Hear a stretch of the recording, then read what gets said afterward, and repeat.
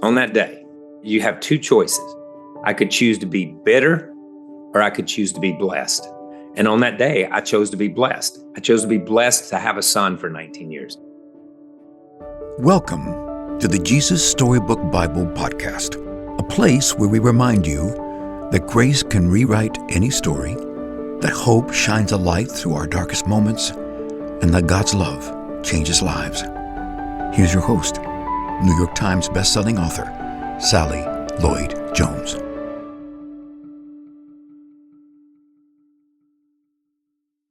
Hello, I'm Sally Lloyd Jones, author of the Jesus Storybook Bible, which tells the story of God's never stopping, never giving up, unbreaking, always and forever love. Welcome to the show. Today we're talking about the power of gratitude. As you probably have heard, science tells us of the power of gratitude.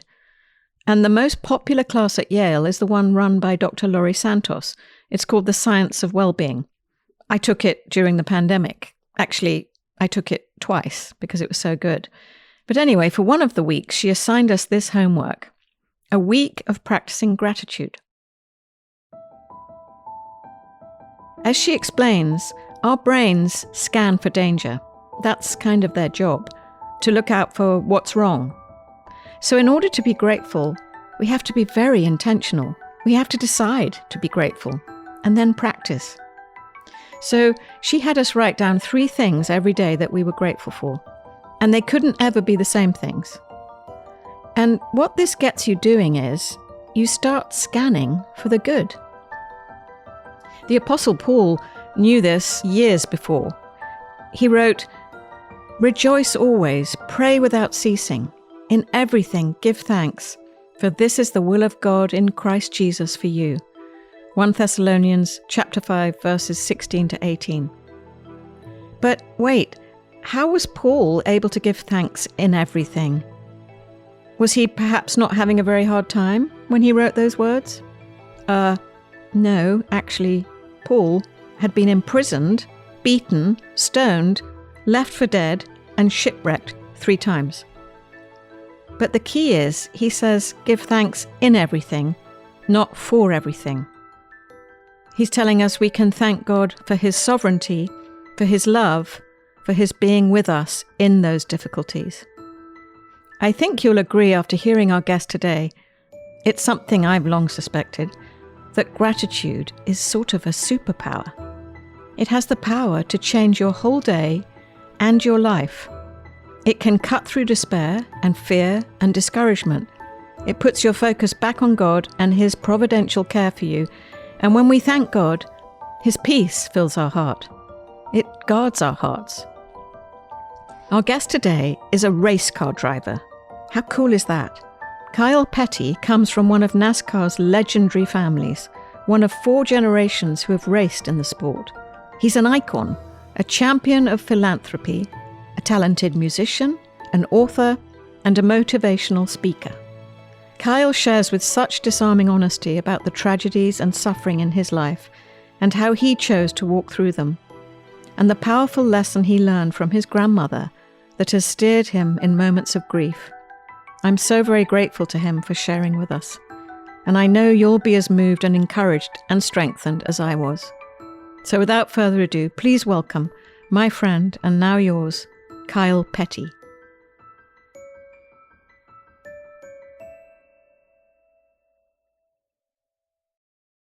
I was born in June of 1960, went to my first race in July of 1960, and I've been going to racetracks ever since. I have seen so many people race, was fortunate enough to race with the greats of the 60s. And be there growing up with them, but then race against them later in the 70s was David Pearson and Bobby and Donnie Allison, Kel Yarborough, Buddy Baker, Bobby Isaac, guys like that. I had an opportunity to race against. Then along comes Dale Earnhardt Sr. and Terry Labonte. I get to race against those guys. I get to race against Jimmy Johnson and Jeff Gordon and Tony Stewart and guys like that, Kyle Busch. So it's funny how my career overlaps, or my years in the sport overlapped a lot of people. So my family comes from rural North Carolina, from the Piedmont area of North Carolina. My grandfather Lee Petty married my grandmother, Elizabeth Toombs, and moved into their home there, the Toombs place. And they were farmers. Everyone was a farmer. At some point in time, my grandfather decided that racing was the future for him. Hence, my grandfather raced, started in 1948, 49, right along in there. My dad raced, Richard Petty. He started in 1958. I came along and raced.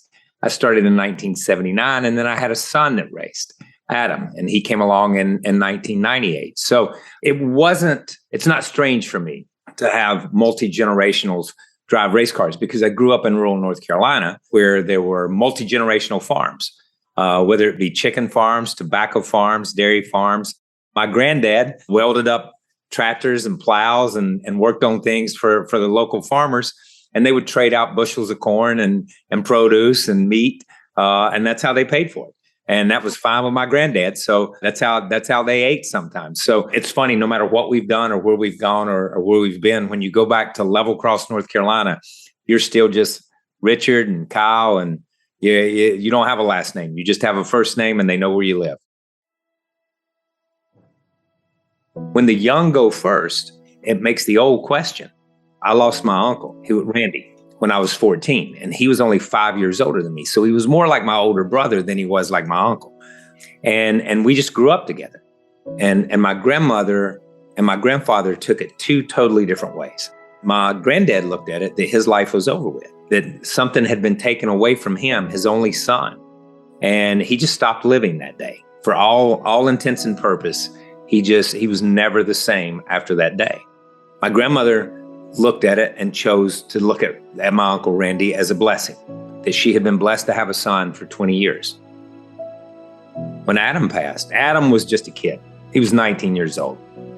When you are 40 years old and you lose a child, anyone who has lost a child, my heart goes out to anyone listening to this who has ever lost a child. It disrupts nature. It disrupts life. When his life ended, and on that tragic day, and it makes you look at things and say, how could that happen? What else is not in order? What else have I just been told should be this way? And it's not always that way. On that day, you have two choices. I could choose to be bitter, or I could choose to be blessed. And on that day, I chose to be blessed. I chose to be blessed to have a son for 19 years.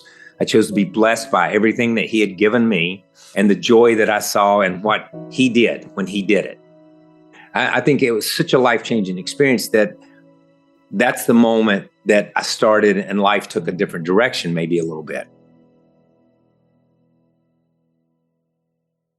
When Adam's accident happened, Adam and I had talked about a camp before. We had already started the Kyle Petty charity ride. Selfishly, we started it because we just wanted to ride motorcycles across country. And as we did it, we thought, man, we can do something with this. We can raise money for different charities. We tried to stop at different children's hospitals all across the country and help pay the medical bills for kids that we didn't know. And that's what it was all about, to help a family in need. We raised hundreds of thousands of dollars to be able to do that in those first 4 or 5 years. When Adam's accident happened, it was just the logical progression to say, let's build a camp in his honor. I'd been blessed, had driven sports cars a few times with Paul Newman and had an in with him and had his phone number. So I called and said, hey, we want to build a camp. And, he said, I'll send my guys down. And the charity ride instantly shifted its focus to building camp and to being a part of camp. To date, the charity ride has raised over $20 million for different children's charities, but the majority of it has gone to camp, to build camp, and to send kids to camp. To date, camp has touched the lives of almost 100,000 kids through camp and through our REACH program that we take camp to kids. We take camp to the hospitals and spend time in the hospitals with these kids because a large majority of our kids come straight from the hospital to camp. These are very, very sick kids that don't have an opportunity to go to Boy Scout camp, don't have an opportunity to go to YMCA camp. They need medical supervision or at least somebody in the medical community with them almost all the time. It reminds these kids that they're kids. This kid is Kyle. This kid is Morgan. This kid is Overton. They have names. They're not, oh, that's the kid with cancer. That's the kid in the wheelchair. That's the kid that's been burned.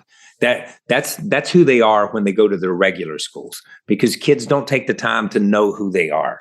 But at camp, you take the time and they take the time to know who they are and who each other are. And from that, they're empowered to just go home and just be that son or that daughter.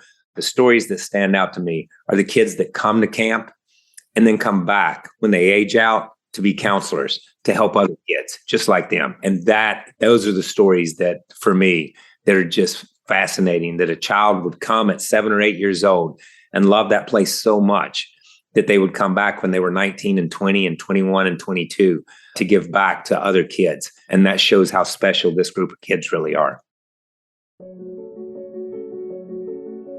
For anyone who says yes to Jesus, for anyone who believes that Jesus said, for anyone who will just reach out to take it, then God will give them this wonderful gift, to be born into a whole new life, to be who they really are, who God always made them to be, their own true selves, God's dear child. What I didn't realize until after Adam's accident was that all these years that my grandfather raced and that my father raced and then that I raced and Adam came along and raced, that we had been allowed to build a platform. Racing gave us a platform to raise our hand and say, we're going to build a camp to help people. Bobby Labonte and Dale Jarrett and Tony Stewart and Michael Waltrip and those guys said, yeah, we'll help you too, man. And then their fans said, we'll help you too. And that's what keeps camp going. The love of all these fans, the memory of Adam, and people just willing to want to do good, to want to help other people. Sometimes you just need an outlet. You just need a place. And I think that's what Victory Junction is. It's that place that everybody can come together.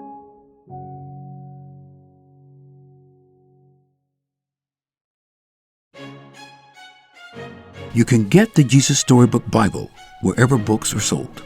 To find out more about the book and all of Sally's other books, please visit Sally at sallylloyd-jones.com and follow her on Instagram at Sally Lloyd Jones and at Jesus_Storybook_Bible.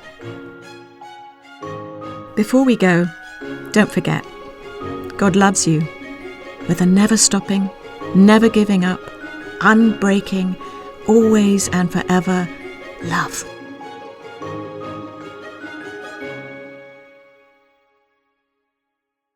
Oh, hello, it's me again, Sally. I'm just popping back briefly to say two things. The first thing is, don't forget to subscribe to the show, because that way you'll get the stories straight to your phone. And the other thing is, while we're at it, would you rate the show and leave us a review? That would be so great, because it helps other people find the show too. I really appreciate your help. Thank you.